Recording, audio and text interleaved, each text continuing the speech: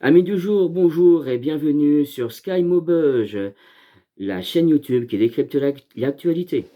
Alors aujourd'hui, je vais vous parler d'une technologie, hein, comme j'avais déjà parlé lors d'une émission précédente, c'est l'intelligence artificielle. Mais l'intelligence artificielle quantique, dite super intelligence. Alors pourquoi je vous parle de ça dans cette émission-là? Récemment, dans le journal Brut, Elisabeth Borne veut pour la rentrée prochaine que les professeurs, que l'ensemble des enseignants, des professeurs, bénéficient, d'un assistant bien particulier pour la préparation de leurs cours. D'un assistant bien particulier. Eh bah oui, d'une intelligence artificielle qui pourrait, préparer, leurs cours et ainsi de suite. Donc à mon avis, madame Borne, notre ministre, de l'éducation, n'a pas été prof. Je pense qu'elle n'a jamais été prof, mais bon, on le dira pas. On dira moi non plus, mais bon. Alors, Heu, moi, ce que je constate, c'est que nos politiques, la classe politique, ne comprennent pas ce qui est en train d'arriver avec, cette technologie-là. Alors, c'est une technologie qui va être très bénéfique pour la médecine, pour la recherche médicale, franchement, ça va être super. Mais pour, l'emploi, ça va être terrible. Mais oui, terrible, terrible, terrible. Alors, récemment sur Facebook, j'ai dialogué avec quelqu'un parce que j'avais mis sur, c'était sur France Travail, j'avais mis comme quoi que c'était une boîte de Pandore parce que, heu, utiliser une IA pour nous aider, par exemple, à faire des lettres de motivation, j'avoue que je suis pas fan. Honnêtement, je préfère faire une lettre de motivation moi-même avec mes fautes, mes erreurs, mais au moins une lettre de motivation humaine et non mécanique. Et il y a une personne qui a répondu, qui m'a dit: «Oui, mais les recruteurs utilisent déjà des IA pour, faire le tri dans les candidatures» et c'est vrai, elle a raison et c'est là que ça commence à poser problème. Parce que d'un côté, on va utiliser une lettre de motivation à la base générée par une IA et c'est une IA qui va créer la lettre de motivation. Vous voyez ce que je veux dire?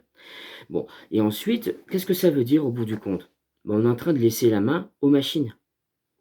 Eh oui, on est en train de laisser la main aux machines dites autonomes.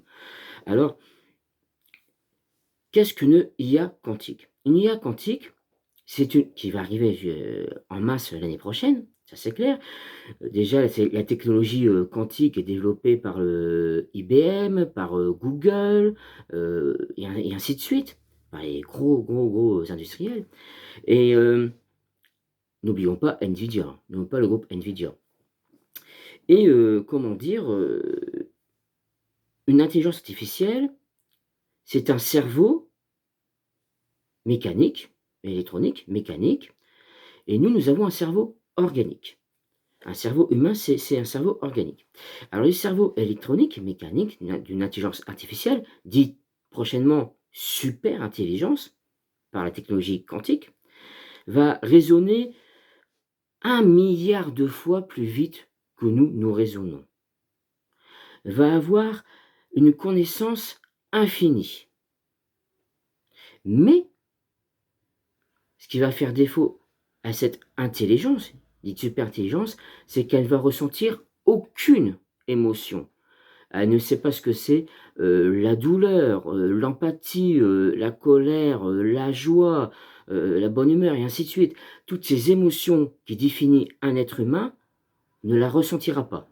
Enfin, avec la technologie actuelle. Dans un avenir, plus ou moins, proche ou lointain, ça je ne dis pas.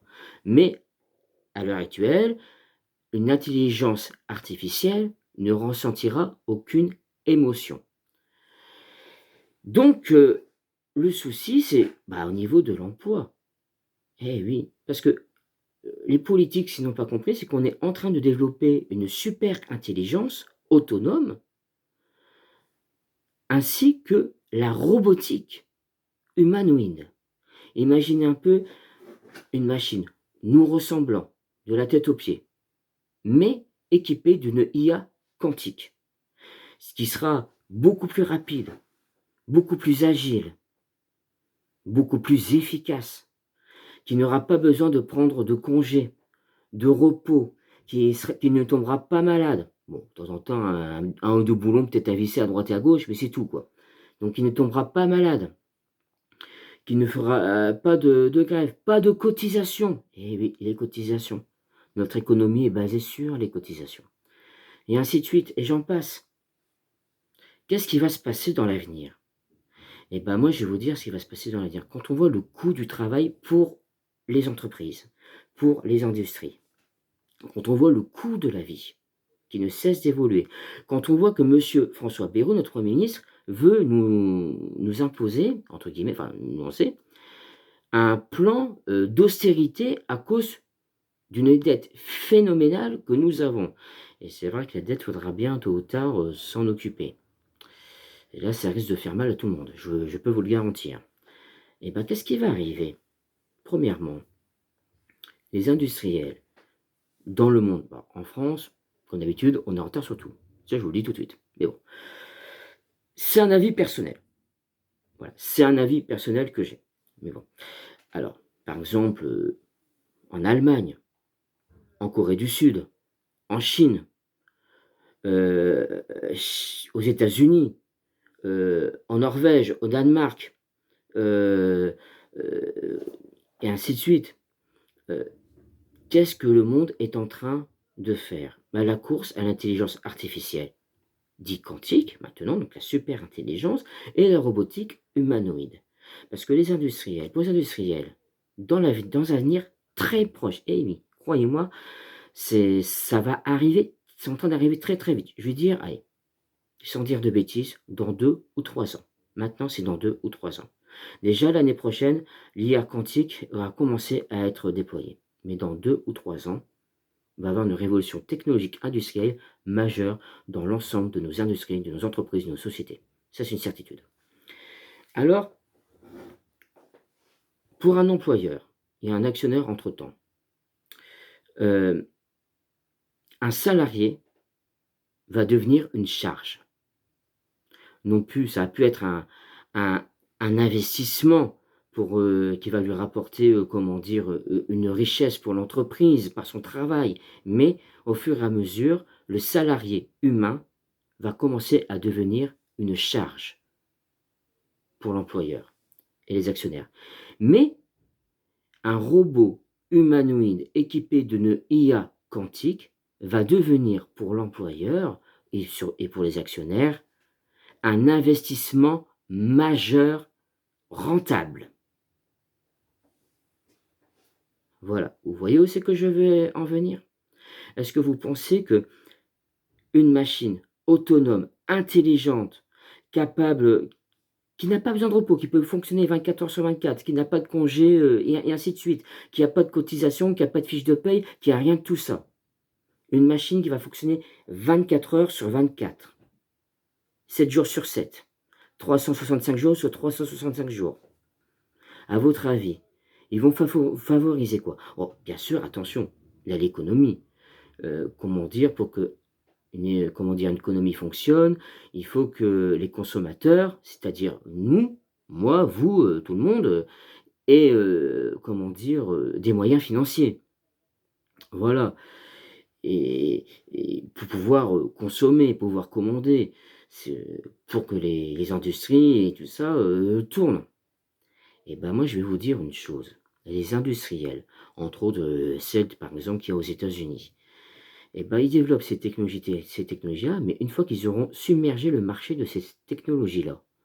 Parce que les industriels, les employeurs, les entrepreneurs et tout ça, ils commencent à en avoir un peu marre de payer des salaires, qui peuvent, alors, déjà, le coût de la vie escalé, et les salaires, même les retraites, sont plutôt basses. Donc faut dire ce qui est, quoi, et parfois on a du mal à suivre par rapport au coût de la vie.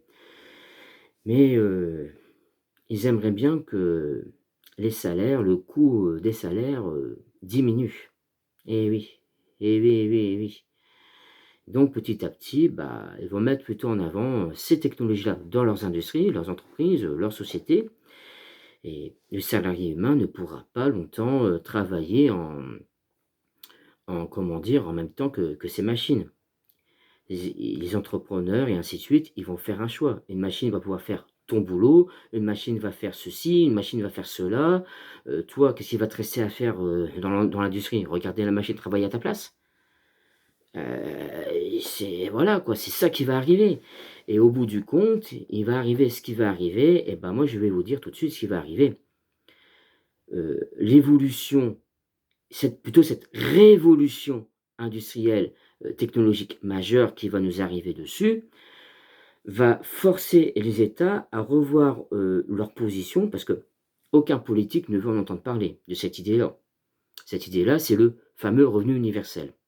Déjà, je sais même pas enfin, si, il y a peut-être un moyen de financement, je vais vous expliquer après. Mais ils veulent pas entendre parler de ce revenu parce que eux, c'est non, le travail, surtout la droite, hein, quand on entend monsieur Wauquiez, c'est le travail, le travail, le travail, le travail. Oui, bon, je sais, le travail est important dans la vie. Mais encore faudrait-il que le travail, il y en ait encore. Parce que selon, des études qui sont menées, bon après je sais plus le nom des journaux, mais on a estimé que d'ici quelques années, plus de 80 des emplois humains seront occupés par une machine. Ça fait beaucoup, ça fait beaucoup et tout le monde, je veux dire, par exemple, en France, je crois qu'on est quoi? On est, 70 millions de Français. On va pas être 70 millions d'habitants en France à tous, être, serveurs et compagnie. Il va y avoir du monde dans les bistrots, mais c'est pas les clients là, c'est nous qui allons, vous voyez ce que je veux dire? Il faut avoir une certaine logique quand même et donc les industriels, eux veulent, entre guillemets, «forcer les États». Bah, écoute, nous on a pris en charge, des salaires, de nos salariés, mais maintenant, l'économie est en train de changer, d'évoluer avec son temps. Il est temps que vous évoluez avec votre temps et il est temps que vous preniez en charge, la population donc via un revenu universel. Voilà. Parce que ce qui va arriver avec ces machines-là qui vont arriver en masse, les horaires de travail que nous allons avoir, c'est-à-dire bon, tout le monde ne fait pas 35 heures, malheureusement. Moi, j'aime bien faire 35 heures, je suis en recherche d'emploi, c'est le bordel. Donc enfin bref, tout le monde ne fait pas 35 heures. Voilà. Et les contrats qui sont actuellement à 35 heures, bah, avec le temps, vous allez passer 35 heures à 20 heures, à 15 heures, à 8 heures. Vous vous rendez compte, vous? 8 heures par semaine? Alors imaginez un peu le gouvernement. Bon, tu fais 8 heures par semaine, tu peux faire 3, 4, 5 emplois. Ouais, tu fais 3, 4, 5 emplois. Mais le souci de ces emplois-là, votre employeur A, par rapport à votre employeur C, votre employeur B, votre employeur, enfin, tout ça, ainsi de suite. Votre employeur A, s'il vous dit: «Attends, il faut que je te voie dans le bureau», alors que vous allez arriver en retard à votre second emploi. L'employeur A, pour lui, ce ne sera pas votre problème que vous allez arriver en retard à votre second emploi, à votre troisième emploi et ainsi de suite. Ça va pas marcher. Ça peut pas marcher. Parce qu'au bout du compte, vous allez courir. Vous allez travailler, mais en même temps, vous allez courir sur votre travail, sur vos différents emplois. Ce n'est pas possible, c'est impensable. C'est du n'importe quoi. Tout simplement. Parce que l'employeur, si vous arrivez par exemple en retard à votre employeur C, à cause de l'employeur B, par exemple, bah, l'employeur C va vous dire: «Non mais attends, ça va pas là, tu as vu à l'heure que tu arrives? Moi je vais pas payer tes horaires, c'est pas possible, hein». «Oui mais non, non, non, je veux pas savoir, c'est pas mon problème. Tu es arrivé en retard, tu es arrivé en retard, point barre. Quand on dit qu'il faut arriver à telle heure, il faut que tu arrives à telle heure, c'est tout, il y a pas à négocier». Voilà. Vous croyez vraiment qu'on pourra se permettre à avoir et encore si on les trouve, si on trouve ces différents emplois pour essayer d'avoir, un revenu correct à la fin du mois? C'est impossible. Je vous le dis tout de suite, ça sera humainement impossible. Alors actuellement, c'est vrai, il y a des contrats précaires où des personnes font, quelques emplois. Et ben, je peux vous garantir, ces personnes qui font, ces 3 emplois, précaires, et qui courent après leurs emplois tout au long de la journée, au bout du compte, elles sont beaucoup plus crevées, beaucoup plus épuisées qu'une personne qui fait un contrat à 35 heures, tout simplement. Parce que quand on est au boulot 35 heures, on prend notre voiture, on est sur l'emploi, on va travailler, on fait nos horaires. Une fois qu'on a fait notre horaire, on prend la voiture et on rentre chez soi. Tandis qu'une personne qui fait plusieurs emplois prend sa voiture, va au premier emploi, Elle espère de sortir à temps de son emploi pour prendre sa voiture, foncer à l'autre emploi et ainsi de suite.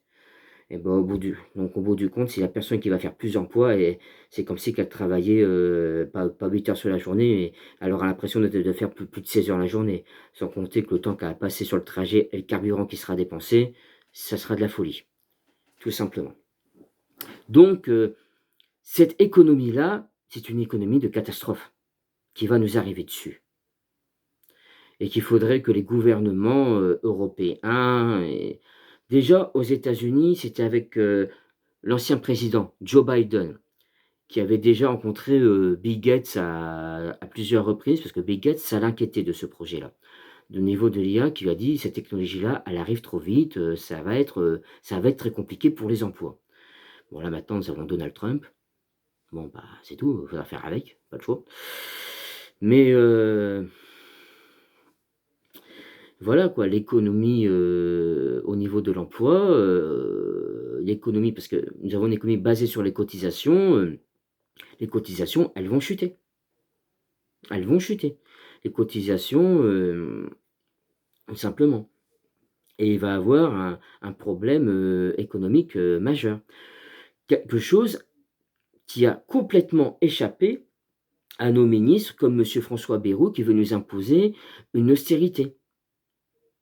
Voilà et lui, ça c'est parce que ces personnes-là, ces ministres que je leur dois le respect bien sûr, vivent une ont vécu et vivent encore dans une époque où ils pensent que, il y a du travail partout, il faut travailler, vous allez cotiser, vous allez rapporter de l'argent à l'État. Oui, mais ça c'était dans les années, 1900, peut-être début 2000. Mais la technologie qui arrive, ça va être compliqué. Déjà, celui qui recherche un emploi, il a des difficultés déjà pour avoir des difficultés pour y aller, avec les problèmes de transport qu'il peut y avoir, les difficultés de logement. N'oublions pas que, comme je l'avais dit lors d'une précédente, émission, l'emploi, c'est lié au transport et au logement. Faut pas oublier ces détails-là aussi. C'est voilà quoi. Moi, je suis en recherche de boulot, je vis encore chez mes parents, parce que j'ai pas le choix, tout simplement. J'ai même fait 2 semaines d'immersion où malheureusement, bah, malheureusement, je pensais que mais non, ça apparemment, ils ont pas besoin de moi. C'est dommage.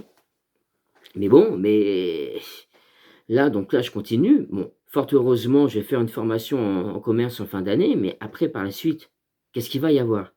Voilà, c'est ça le problème. Il y a toujours cette incertitude-là et les politiques n'ont pas compris. Alors quand j'entends madame Borne qui va, comment dire? Fournir, à chaque prof une IA pour les aider dans leur travail, mais, elle a pas compris ce qui est en train d'arriver. On est en train de préparer le terrain pour remplacer les salariés humains par des machines, tout simplement et eux, ils ne le réalisent pas. Ce n'est plus de la science-fiction, chers téléspectateurs, chères téléspectatrices, c'est la réalité de l'avenir qui arrive. Voilà. Allez, je vous souhaite à tous une bonne et agréable, journée et je vous souhaite, et voilà, une bonne et agréable journée. Allez, salut!